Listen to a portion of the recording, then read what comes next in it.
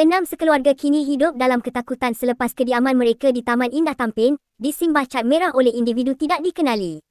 Kejadian pada Selasa lalu itu disedari oleh salah seorang ahli keluarga pada jam 3.30 pagi selepas terdengar bunyi bising di luar rumah.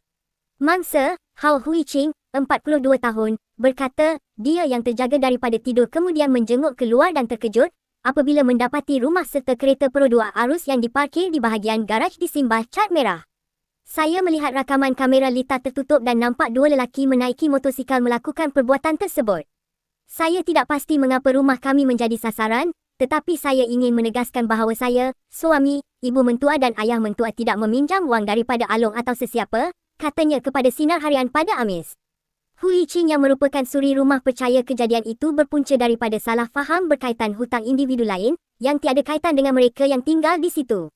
Justeru, katanya, dia berharap pihak terbabit dapat tampil atau menghubungi suaminya, Fu Yinghao di talian 012-271-1007 untuk memberikan penjelasan.